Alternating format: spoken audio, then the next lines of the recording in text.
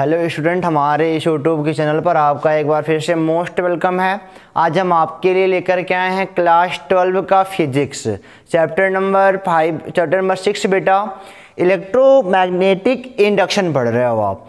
तो आप पिछले वाले लेक्चर में आपने सीखा था कि अगर किसी मैग्नेटिक फील्ड में कोई कॉइल रोटेट कर रही है तो दैट टाइम इंड्यूस्ड ईएमएफ कितना होगा, करंट कितना होगा। ठीक वही है, आज ही वही है, उसका पार्ट सेकंड है आज, ठीक है ना। आज ही मैं आपको कुछ न्यूमेरिकल कराऊंगा और उसी न्यूमेरिकल में आपको ढेर सारे कॉन्सेप्ट बताऊंगा। तो उम्मीद करते हैं कि आप पीछे वाला वीडियो देख करके आए होंगे, और अगर पीछे का वीडियो देख के नहीं आए हो तो यहाँ पे समझ में आने वाला कुछ नहीं है, तो आप उसको पहले देख के आ जाओ फिर इसको देखना, ठीक है ना, तो टाइम वेस्ट होगा आपका। तो क्वेश्चन पे चलते हैं बेटा। क्वेश्चन मैंने नोट कर दिया है कि एक हमारे पास आउटवर्ड मैग्नेटिक फील्ड है और अभी कांस्टेंट है, ठीक है ना। हमारे पास एक आउटवर्ड मैग्नेटिक फील्ड है बेटा और यह भी क्या है, कांस्टेंट है। चलिए कोई बात नहीं। कह रहे हैं कि ये बेटा एक आपका सेमी सर्कुलर कॉइल है, सेमी सर्कुलर अर्धवृत्ताकार है, ठीक है ना।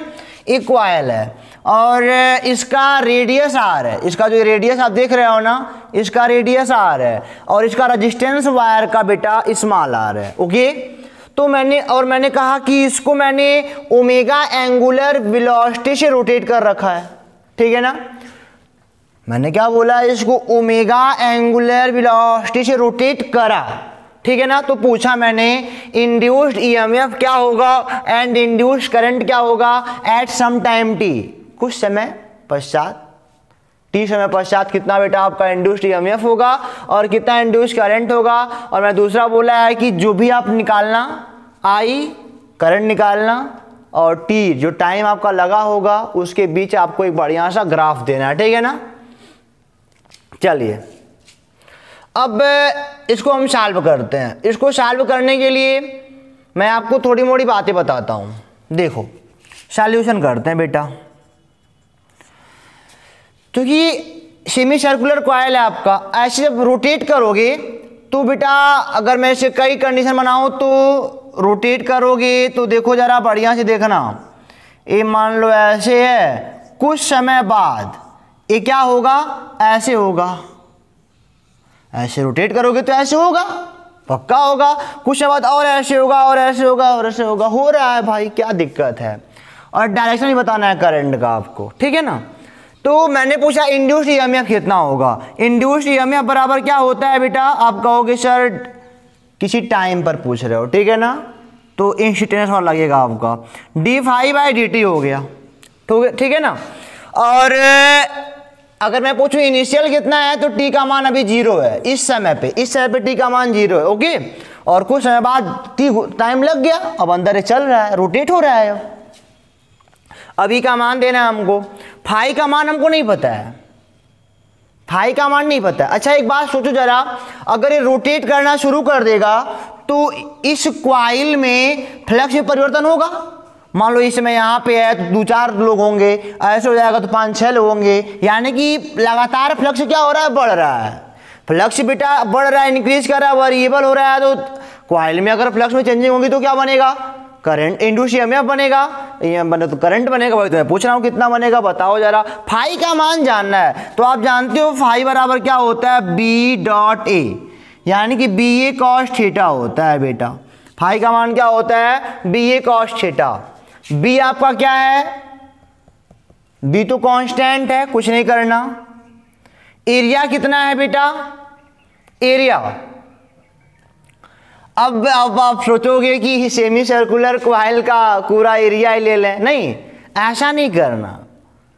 टाइम t में जितना गया होगा हमको वही एरिया लेना है ना। अरे भाई मैग्नेटिक फील्ड में जो एरिया होगा वही ना लोगे, बाहरवा क्या करोगे। एक बात देखो, ये भी बात नोटिस करना कि इसमें एरिया हमको पूरा नहीं लेना है, पूरा बाहर है तो कैसे पूरा एरिया लेंगे हम, जितना मैग्नेटिक फील्ड में है उतना एरिया लेंगे। अगर आप सोचते हो पूरा लेंगे तो यहाँ पे भी आप कहोगे सर यहाँ भी फ्लक्स बनेगा। अब बी का मान रख लोगे, एरिया का मान रख लोगे, थीटा कुछ मान देने लगे यहाँ पे, हालांकि कोई फ्लक्स नहीं है। तो आप ये जान लो कि जब जो पार्ट मैग्नेटिक फील्ड के अंदर होगा उसी का एरिया लेंगे, उसी का एरिया लेंगे। तो इसका एरिया क्या होगा, इसका एरिया ऐसे थीटा, मान लो थीटा एंगल बना रहा हो, टी समय बाद थीटा एंगल मान लो बना रहा हो, तो ऐसे निकलेगा बाहर, ऐसा होगा थीटा एंगल पे। ये आर है और ओमेगा से घूम रहा है, कोई बात नहीं, हमको इसका एरिया जानना है। ये आर है, थीटा है, तो किसी भी इस टाइप के बेटा शेप का एरिया क्या होगा आप जान लो, 1/2 थीटा आर का स्क्वायर, ठीक है ना, 1/2 थीटा आर का स्क्वायर, किसी का भी निकाल के देख लो। और आपने अगर मैथमेटिक्स क्लास 10 में पढ़ रखा है बेटा तो बड़े आराम से जानते होगे कि 1/2 थीटा आर का स्क्वायर होगा, ठीक है ना। और नहीं जानते हो तो मेरे पास इतना टाइम नहीं कि मैथमेटिक्स आपको पढ़ाऊँ, ये बात याद कर लो, ठीक है ना। और बहुत ज़्यादा जरूरी हो तो कमेंट बॉक्स में बता देना, मैं बता दूंगा। तो बी एरिया कितना हो जाएगा, 1/2 थीटा आर का स्क्वायर। अब cos थीटा क्या होता है, बी और ए के बीच का एंगल होता है। अच्छा, बी और ए के बीच का एंगल कितना है, तो कहोगे सर थीटा है, ऐसा कह सकते हो, लेकिन नहीं। ए क्या है, वेक्टर एरिया है, बी क्या है, मैग्नेटिक फील्ड है, ठीक है ना। मैग्नेटिक फील्ड आपकी बाहर की ओर है, मैग्नेटिक फील्ड बाहर की ओर है, और इस समय चाहे किसी भी समय वेक्टर एरिया भी किधर होगा, चाहे बाहर चाहे अंदर, चाहे बाहर चाहे अंदर लोगे, और क्या। अरे भाई इस समय अगर ऐसे प्लेटवा ऐसे है ना, तो चाहे बाहर लो चाहे अंदर लो, तो जिधर मैग्नेटिक फील्ड उधर लेने में आसानी होती है, तो ये लेते हैं cos 0 हो जाएगा बेटा, ये cos 0 डिग्री हो जाएगा। ये हो जाएगा 1/2 बी थीटा आर का स्क्वायर। यहां तक ये तो फ्लक्स निकल गया अपना भाई, ठीक है। चलो अब यहाँ पे मान रख लेते हैं, E बराबर क्या होता है, d/dt, और ये क्या है आपका हो जाएगा 1/2 बी थीटा आर का स्क्वायर। अब कहोगे सर टी के सापेक्ष अवकलन करना है, बड़ी दिक्कत आई, टी तो कुछ है ही नहीं तुम्हारे पास।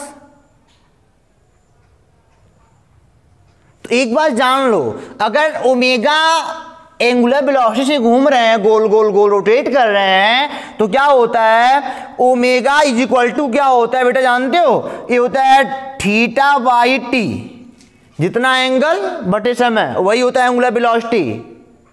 Angular velocity omega is equal to जितना एंगल हो गया है और जितना समय उतने में लगा है, उसी को बोलते हैं एंगुलर वेलोसिटी बोलते हैं।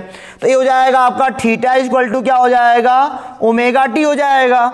तो अब यहाँ पे मान रख लो d/dt 1/2 b, ये हो जाएगा ओमेगा टी आर का स्क्वायर। चलो यहाँ पे काम करते हैं, E बराबर क्या हो जाएगा, देखो 1/2 कांस्टेंट है, B भी कांस्टेंट है, और आपका ओमेगा भी क्या है बाहर निकल जाएगा, यह भी कांस्टेंट ही है। नाचने का जो दर है तो कांस्टेंट ही है, हालांकि अब इनके में इंक्रीज हो रहा है, अंदर बाहर हो रहा है तो इंक्रीज हो रहा है ना, ऐसे और अंदर आएंगे तो फ्लक्स में इंक्रीज होगा, और अंदर फ्लक्स इंक्रीज करेगा, करंट बनना ही है, हमें बनना है। ओमेगा तो मान लो कुछ भी हो तो बेटा कांस्टेंट ही है, ओमेगा कांस्टेंट है मान लो ये भी, और ये आर स्क्वायर तो कांस्टेंट ही रहेगा। बचा क्या आपका d/dt, और ये बचा t, और dt/dt कितना हो जाएगा कट करके बेटा 1 हो जाएगा। तो आप कहोगे EMF E is equal to, आप क्या बोलोगे, E बराबर आएगा 1/2 बी ओमेगा आर का स्क्वायर। जो पिछला वाला लेक्चर देख के आए होंगे उनको देखने में मजा भी आ रहा होगा, काफी क्लासिकल सवाल है बेटा। ऐसे क्वेश्चन अगर 3-4 आप टेकअप कर लेते हो तो आपके बुक का क्लास 12 का तो ऑटोमेटिक क्वेश्चन दौड़ के लगाओगे। चलो ई का मान आ गया ना। अच्छा, ई के मान में एक खासियत है, ईएमएफ में एक खासियत है कि ईएमएफ टाइम पर डिपेंड नहीं कर रहा। यहां पे एक बात ध्यान देना, ईएमएफ टाइम पे डिपेंड नहीं कर रहा। यहां पे लिख सकते हो here EMF is not depends on time, time पर डिपेंड नहीं कर रहा है। मतलब क्या कि कैसे भी सर्कुलेट करे, कैसे भी मतलब कि रोटेट करे, ई का मान नहीं बदलने वाला है। बी तो वही है आपका, ओमेगा भी क्या है वही है, आर भी वही है, ई का मान नहीं बदलेगा, ठीक है ना। जब टी यहाँ कहीं रहता तो टी पे वैरी करता तो बदलता। ई का मान बेटा हर जगह समान है, यानी कि इनका मतलब यही है ई का मान हर जगह क्या है, समान है, ठीक है। तो अब आई का मान पूछता है, आई बराबर क्या होता है, ई/आर होता है। पढ़े हो भाई? अरे भाई V बराबर आई आर से नहीं पढ़े हो? आई बराबर क्या होता है? V अपान आर, वही यहाँ पे E लिख दिया है, डेल्टा V होता है, ये अभी जान लो आप। तो E का मान कितना हो गया? 1/2 B ओमेगा आर का स्क्वायर अपान आर। ये अभी टाइम से बेटा इंडिपेंडेंट है, टाइम से स्वतंत्र हो रहा है ये अभी, यानी कि टाइम कुछ भी हो, कितना भी टाइम लगा डालो, E और I के ऊपर कोई प्रभाव नहीं पड़ने वाला इस केस में। इस केस में टाइम के साथ कहो E बढ़ेगा, I बढ़ेगा, घटेगा, कुछ नहीं होने वाला, क्योंकि टाइम पर डिपेंड नहीं कर रहे हैं लोग, ठीक है ना। ये ऐसा केस है, कोई भी टाइम लगा डालो, ठीक है ना। यहाँ पे कितना भी 1 घंटा घुमाओ तब भी कोई फर्क I पे कोई फर्क पड़ेगा नहीं पड़ेगा, क्योंकि यहाँ पे T का मान हमको रखना ही नहीं है। E के मान में को मैं 4 घंटा घुमाया तो क्या बढ़ घट जाएगा? क्या कुछ नहीं होने वाला, उतना ही रहेगा, बशर्ते B कांस्टेंट है, ओमेगा कांस्टेंट है, और भी आपका कांस्टेंट ही है। चलिए अब हम एक बात करते हैं, हाँ, इसके डायरेक्शन की। अगर मैं पूछूं कि करंट का डायरेक्शन क्या होगा तो आप क्या कहोगे? अब देखो जरा, इस वाले चक्कर में ध्यान से देखना, मैं बहुत बारीकी से बात करने वाला भी हूं। तो ऐसे जब तक रोटेट कर रहा है तब तक फ्लक्स इंक्रीज हो रहा है। ये वाला पूछेगा मैं क्यों बढ़ रहा हूँ, मतलब कि मेरे अंदर करंट क्यों आ रहा है, तो जवाब आएगा कि तेरे अंदर इंक्रीज हो रहा है फ्लक्स का, यानी कि मैग्नेटिक फील्ड बढ़ रही तेरे अंदर। तो ये कहेगा मैं उसको घटाऊंगा, घटाने का मतलब क्या? अगर मैग्नेटिक फील्ड बाहर तो कहेगा मैं अंदर बनाऊंगा, यानी कि क्लॉकवाइज करंट बहेगा। लो यहाँ पे करंट कैसा होगा? क्लॉकवाइज होगा। चलो ठीक है, अब समझना बात को। अब मैं लॉजिकली बात करने वाला हूं, लॉजिकली समझो। क्वेश्चन तो बेटा बहुत गजब है। अब मान लो एक समय यहाँ पे रोटेट करते यहां तक आ गए हो ये, चलो ये मान लो एक समय ऐसा होगा कि यहां तक आ जाएंगे, ऐसे नहीं, ये इसका हाफ सर्कल पूरा हो गया, यहां से ऐसे घूमा यहां तक हाफ सर्कल पूरा। अरे बेटा देखो, ऐसे था, ऐसे घूमा ऐसे हो गया, हाफ सर्कल पूरा कर लिया है, यानी कि हाफ सर्कल में ऐसे हो गया है। ये हाफ सर्कल है, ध्यान दीजिएगो, ये हाफ सर्कल है, ठीक है।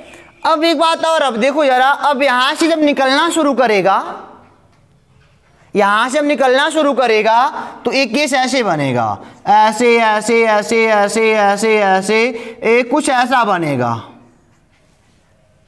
क्यों? कुछ ऐसा बनेगा। अच्छा अब क्या हो रहा है? हाफ सर्कल तक तो बढ़ रहा था मैग्नेटिक फील्ड, लेकिन हाफ सर्कल के बाद निकलना शुरू कर रहा है। अब मैग्नेटिक फील्ड क्या हो रहा है? घट रहा है। मैग्नेटिक फील्ड बेटा अब क्या हो रहा है? घट रहा है। ध्यान देना, हाफ सर्कल तक बढ़ रहा है और अब क्या हो रहा है? घट रहा है। अगर बात समझ में आई तो बोलना, न बोल नहीं पाएंगे हम। हाफ सर्कल तक तो बढ़ा, ऐसे चला, ऐसे बढ़ा। अरे मैं मान लो आपके लिए एक पेज ले लूं बेटा, चलो एक मान लो मैं पेज लेता हूं यहां से, 1 मिनट, बढ़िया सा काट के लेता हूं आपके लिए ताकि आपको पता चले। देख पाओगे तो अच्छी बात है, नहीं देख पाओगे तो कोई बात नहीं है। देखो एक पेज का टुकड़ा मैंने काट लिया, यही, ओहो बहुत छोटा हो गया बेटा, 1 मिनट बड़ा सा ले लेता हूं। कोई चीज़ प्रैक्टिकली समझ में अगर आपको आ जाए तो बहुत बेहतरीन है बेटा, ये जान लो। प्रैक्टिकली समझने का प्रयास करोगे तो जीवन में सक्सेस रहोगे, अगर प्रैक्टिकली नहीं समझते हो तो आपको दिक्कतें बढ़ जाएंगी। देखो ये है हमारा हाफ सर्कल, अगर ये ऐसे देखो अंदर चलना शुरू किया तो आप देख रहे हो कि इसके लिए, इसके एरिया के लिए मैग्नेटिक फील्ड बढ़ रहा है, यहां तक अधिकतम हो गया। अब इसमें से सारे फ्लक्स गुजर रहे हैं। अब इसके बाद क्या हो रहा है? इसके बाद देखो, इसके बाद निकलना शुरू होगा, अब इसमें से मैग्नेटिक फील्ड घट रहे हैं। अब क्या हो रहा है? मैग्नेटिक फील्ड, यानी कि बेटा अब करंट उल्टा बहेगा भाई, ध्यान दीजिएगा मैंने क्या बोला। अब देखो यहाँ पे अब ऐसे जब रोटेट करा तो इसमें से फ्लक्स घट रहा है,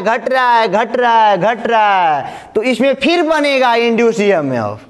यहाँ पे आके सपोज करियो बेटा, यहाँ पे आके रुक गया हो तो करंट बनना बंद, फिर चलना शुरू किया यहां से। अब यहाँ पे क्या हो रहा है? इस वाले केस से बेटा करंट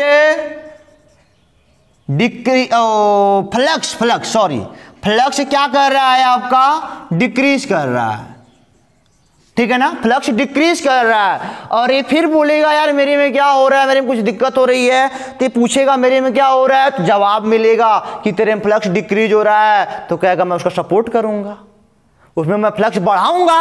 यानी कि अब की बार बेटा करंट कैसा बहेगा, देखो ऐसे तो आउटवर्ड मैग्नेटिक फील्ड थी, अब घट रहा है, तो कहेगा मैं उधर ही बनाऊंगा अपना करंट, इधर आउटवर्ड मैग्नेटिक फील्ड बने उसका साथ में दूंगा। तो अब ऐसे कर्ल करोगे ऐसे, यानी कि अब हो गया एंटी क्लॉकवाइज। अब इस वाले दिशा में क्या हो गया, एंटी क्लॉकवाइज, यानी कि ऐसे। एक क्लॉकवाइज था ना, एक क्या था, एंटी क्लॉकवाइज। एक क्या हो गया यहाँ पे, एंटी क्लॉकवाइज। यानी कि हर आधे चक्कर के बाद इस वाले क्वाइल में, इस वाले पर्टिकुलर केस मान लो, हर आधे चक्कर के बाद करंट क्या करेगा, अपना डायरेक्शन चेंज करेगा। अगर आपकी बात समझ में आ गई हो तो अच्छी बात है। यहां पे देखो, यहां तक देखो, यहां तक एंटी क्लॉकवाइज, यहां तक एंटी क्लॉकवाइज, फिर अंदर जाना शुरू करेगा, फिर क्लॉकवाइज, फिर एंटी, फिर क्लॉक, फिर एंटी, फिर क्लॉक। अब आपको मैं बता दूं तो मैं आपको लेके जाना चाहता हूं बेटा, एसी करंट तक लेके जाना चाहता हूं आपको। एसी करंट आपने जाना सुना होगा, देखा होगा कि हर आधे चक्कर का अपना मतलब दिशा चेंज करती है। एसी करंट में आपको वहीं तक पहुंचाने वाला हूं, और वास्तव में इसी वाले लेसन में आपको पढ़ना है एसी करंट। अब मैं आपको मतलब कि आपको एक जड़ दे दे रहा हूं, कहां वहां तक पहुंचो। अब देखो जरा, अच्छा मान लो आप कि क्लॉकवाइज को पॉजिटिव मान लिया जाए। इफ क्लॉकवाइज को पॉजिटिव मान लूं मैं, तो एंटी क्लॉकवाइज को क्या मानना पड़ेगा, नेगेटिव मानना पड़ेगा। एंटी क्लॉकवाइज को नेगेटिव मानना, अरे भाई इधर क्लॉकवाइज चल रहा है, यहाँ एंटी क्लॉक चल रहा है, तो एक प्लस कोई मान सकते हो, आपकी मर्जी। अब मैं करता हूं ड्रा ग्राफ करना है आई और टी के बीच का, ठीक है। चलो आई हो गया, और ये मान लो t/2 है, स्मॉल टी है ना, स्मॉल टी ले लो, बाप रे गर्मी। ये t/2 हो गया, ये कितना हो जाएगा t, ठीक है ना। यहाँ पे कितना हो जाएगा, ओहो बेटा ग्राफ यहाँ पे हम बना नहीं पाएंगे आपके लिए, इसको मैं मिटाता हूँ तो फिर ग्राफ ड्रा करता हूँ। तो चलो बेटा ग्राफ ड्रा कर लेते हैं आई और टी के बीच का। हाँ मैंने क्या बोला था अभी वहाँ पे जगह कम पड़ रहा था। ये आई है और मान लो ये t/2 है, हाफ सर्कल, और यहाँ तक t पूरा सर्कल। और जो पिछला वाला लेक्चर देख के आए होंगे उनके लिए बहुत बेहतरीन बातें यहाँ पे मिलेंगी। ये हो जाएगा 3/2, ये हो जाएगा बेटा कितना 2t, ठीक है ना, आधा 1 1.5 2। चलो कोई बात है, यहाँ तक हो गया। शुरुआत में करंट कितना है 1/2 b ओमेगा r²/r, शुरुआत का। ये पॉजिटिव करंट है, क्लॉकवाइज था, आधे चक्कर तक क्लॉकवाइज था, ये पॉजिटिव करंट है। यानी कि बेटा मान लो हमारा यही कहीं पे हो I = b ओमेगा r² अगर 2r हो, तो ऐसे शुरुआत में जाएगा यहाँ से यहाँ तक ऐसे, फिर आधे चक्कर के बाद यहाँ तक क्या आएगा, एक पर्टिकुलर केस में ये गिरेगा, करंट यहाँ पे होएगा 0, ठीक है ना, इस पर्टिकुलर केस में। अब यहाँ से करंट उल्टा बनना शुरू हो गया, यहाँ पे निगेटिव करंट बनेगा, और कितना करंट बनेगा, क्योंकि करंट आज टी पर वैरी कर नहीं रहा, उतना करंट उल्टा बनाएगा, इतना करंट उल्टा बनाएगा। निकाल के देख लो, उतना ही करंट, उतना फ्लक्स जब गुजर रहा है, वही आर है, वही रेजिस्टेंस है, तो भाई अब उतना निगेटिव बनाएगा।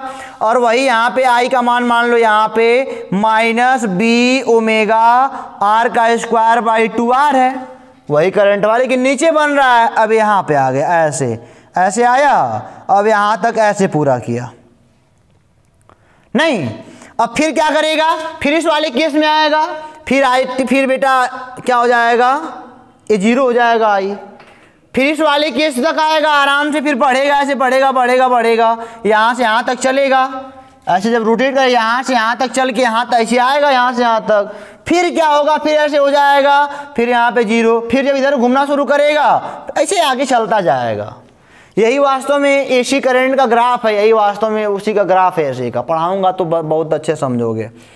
तो देखो हर एक आधे चक्कर के बाद, यानी कि हर एक आधे समय के बाद करंट क्या कर रहा है, अपना डायरेक्शन चेंज कर रहा है। अगर मैं किसी बेटा पर्टिकुलर टाइम पे पूछूं करंट कितना है, किसी में पर्टिकुलर टाइम पे पूछूं करंट कितना है, तो बता सकते हो। लेकिन मैं पूछूं बेटा एवरेज करंट कितना है एक चक्कर में, एक चक्कर में एवरेज करंट कितना है, एक चक्कर यानी कि 30 समय लगा होगा, एवरेज करंट कितना है, तो मान लो यहां पे 4 है, तो कितना -4 हो जाएगा। एवरेज का मतलब क्या, कुल जोड़ दो बटे 2 कर दो, 0 नहीं हो जाएगा। एवरेज एसी का एवरेज करंट बेटा हर एक चक्कर में क्या होता है, 0 होता है। ये बात जान लेना।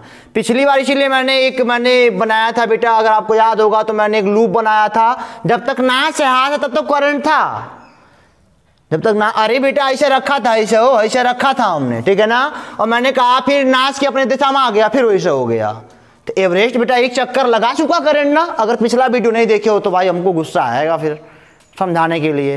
तो यहाँ पे जान लो एक चक्कर पूरा कर लिया तो करंट 0 क्यों हो गया, इसीलिए 0 हो गया, इसीलिए 0 हो गया, ठीक है ना।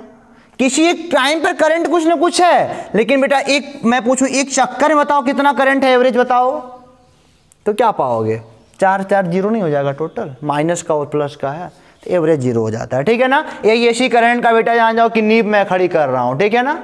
तो अब मैं इसको मिटा के अब चलता हूं, एक सवाल और आपको दिखाता हूं एसी करंट के बारे में और बातें बताऊंगा बढ़िया बढ़िया। तो बेटा अब इसको मिटा के आगे चलते हैं। तो देखो बेटा अगला क्वेश्चन जो कि आपका एसी जनरेटर का हो चाहे एसी करंट का हो उसी पे बेस्ड है, और पीछे में अगर आपको थोड़ी मोड़ी कहीं दिक्कत हुई होगी तो उसी को पूरा करेगा है। पीछे वाले सवालिया में क्या था, आधा लुपवा था ना, अब की पूरा लुपवा दे दिया आपके पास। और हमने कहा इसका रेडियस इस कैपिटल आर है, वायर का रेजिस्टेंस स्मॉल आर है, coil rotate with angular velocity omega से रोटेट कराया गया है, ओमेगा भी कांस्टेंट है। फाइंड यहाँ पे लिख लो कांस्टेंट। और हमने सवाल आपसे करा, आपसे मैंने कहा कि find induced EMF and induced current at any time T, और ड्रा ग्राफ बिटवीन ई और टी के बीच, आई और टी के बीच। दो बातें मैंने करी आपसे। चलिए पहला सवाल करते हैं, इंड्यूस निकालना है ना, इंड्यूस ईएमएफ। ई बराबर आपने पढ़ा D Y by D D, भाई का मान तो पता नहीं है कितना फ्लक्स है, तो फ्लक्स हम निकालते हैं ना, बी ए कॉस थीटा। अब की बार थीटा उटा काम नहीं करे, कितना पिछले बार तो थीटा चला गया था तो थीटा मान लिए थे, अब की थीटा नहीं होने वाला है, अब की कुछ और करेगा बेटा ये। चलो बी कांस्टेंट, बी ऐसे रहने दो। ए का मतलब कितना, ए का मतलब कि पाई आर स्क्वायर हो जाएगा, टोटल पूरा है ना, और कॉस थीटा, कॉस थीटा। तो आप कहोगे, अब बेटा देखो जरा ध्यान से देखना, ध्यान से देखना, अगर ये लूप मान लो सपोज कर लो टी समय बाद, एनी टाइम टी है कोई, अगर शुरुआत में एक कॉपी मैं लेता हूं आपके लिए, एक बुक उठाता हूं, शुरुआत में यार ऐसे था, शुरुआत में ऐसे था, टी समय में रोटेट कुछ कर गया, टी समय में क्या कर गया, कुछ रोटेट कर गया, थीटा एंगल बनाया। अरे भाई मैग्नेटिक फील्ड अंदर की ओर ही है, मान लो ऐसे है, अब मान लो ऐसे घूम गया हो थीटा एंगल, अब भाई वाला इधर बनाएगा, अब यहाँ पे बनाएगा, ही पहले यहाँ पे था अब यहाँ पे बनाएगा, तो उनके बीच का एंगल कितना हो गया, थीटा हो गया। एंगुलर से घुमा रहे हो ना, गोल गोल इनके डायमीटर के अबाउट घुमा रहे हो, तो ये हो जाएगा बेटा इनके बीच एंगल कॉस थीटा, मान लो घूम ही गया है थीटा। अभी मैं बताता हूं, अब थीटा कितना होगा, क्योंकि ओमेगा से घुमा रहे हो तो टी समय बाद थीटा बाई टी हो जाएगा ओमेगा बराबर, तो थीटा का मान कितना हो जाएगा, ओमेगा टी हो जाएगा। तो फाई का मान कितना हो जाएगा, B pi R square cos omega T. अब भाई देखो जरा, अब हम बोलेंगे इसलिए ई बरोबर D by D T B pi R square cos omega T. B constant है, बाहर निकाल दिया, पाई को किसी के पप्पा नहीं बदल पाएंगे, कांस्टेंट है भी निकाल दिया, आर तो भाई कांस्टेंट है, वो थोड़ी घट बढ़ रहा है, और भाई डी बाई डी टी। अब कई लोग मुंह हो पाएंगे, क्यों जानते हो, अब कहेंगे इसका अवकलन क्या होता है, तो नहीं पढ़ा तो हम क्या बताएं अब आपसे, हालांकि सब बेटा ये मॉड में होता है, आपको पता ही है ना। ये हो जाएगा B pi R square cos omega T का माइनस साइन ओमेगा टी, और फंक्शन ऑफ फंक्शन से ओमेगा टी का क्या हो जाएगा, ओमेगा हो जाएगा। ठीक है, अब ये हो जाएगा ई बराबर बी पाई आर स्क्वायर। अब चूंकि मॉड में है ना, मॉड में टूटेगा तो वैल्यू माइनस थोड़ी देगा, प्लस हो जाएगा भाई। बी पाई ओमेगा भी लग जाएगा और साइन ओमेगा टी। अब भाई देखिए जरा, बी भी कांस्टेंट है, पाई भी कांस्टेंट है, आर भी कांस्टेंट है, ओमेगा भी कांस्टेंट है। भाई टाइम पे वेरी कर रहा है, ठीक है ना। इसी को जानते हो हम क्या बोलते हैं, इसी को पूरा हम बोलते हैं ई नॉट बोलते हैं, ई नॉट। यही बेटा कॉन्सेप्ट मैंने रख दिया, आज मैंने पाँव जमा दिया एसी करंट की ओर। आज मैंने पाँव कहाँ जमा दिया, एसी करंट की ओर। यही पूरा कॉन्सेप्ट ही है यहाँ पे बेटा, यही जो है ना, ये पूरा कांस्टेंट जो होता है इसी को हम ई नॉट बोलते हैं, प्रारंभिक विभवांतर B pi R square omega. इसी को, इस पे वैरी कर रहा है, टाइम पर ई वैरी कर रहा है, मतलब टाइम पर ही डिपेंड कर रहा है ना। हाई लोग कांस्टेंट, इनको ई नॉट बोल दिया। मेन फार्मूला ई बराबर ई नॉट साइन ओमेगा टी हम लोग पढ़ेंगे, ठीक है ना। ये मेन फार्मूला हमारा यही होगा। चलो अब हम बताएंगे, आई भी पूछे हैं तो इंड्यूस्ड आई कितना होगा, तो आप कहोगे सर ई बाई आर होता है, आर का, आर जो है वायर का रेजिस्टेंस है।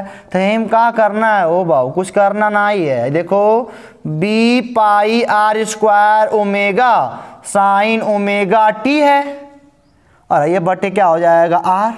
अब किराई कुल कांस्टेंट है, कुल कांस्टेंट है। अब किर यहाँ पे आई नॉट दे देंगे, तो आई बराबर क्या हो जाएगा, I naught sine omega T, I naught sine omega T. हालांकि बेटा डरना मत, बिल्कुल मत डरना। अभी ये बेटा आपको पढ़ना है, अभी ये जानो कि आप क्वेश्चन लगा रहे हो, यहाँ तक लगाने आ गया ना। ई नॉट आई नॉट का केस तो बाद में पढ़ाऊंगा, लेकिन ये बेटा याद रखना, क्योंकि मैं इसी को पढ़ाऊंगा उसमें। अगर ये आपको देख लेते हो तो वहाँ पे कोई दिक्कत नहीं होगी, और अगर नहीं देखते हो तब भी कोई दिक्कत नहीं होगी, इतना छूट है। तो ये हो गया आई नॉट, और चूंकि कांस्टेंट है पूरा आई नॉट बोलते हैं इसी को, एक कांस्टेंट है पूरा ई नॉट बोलते हैं, के साथ टी नॉट आई के साथ आई नॉट बोलते हैं।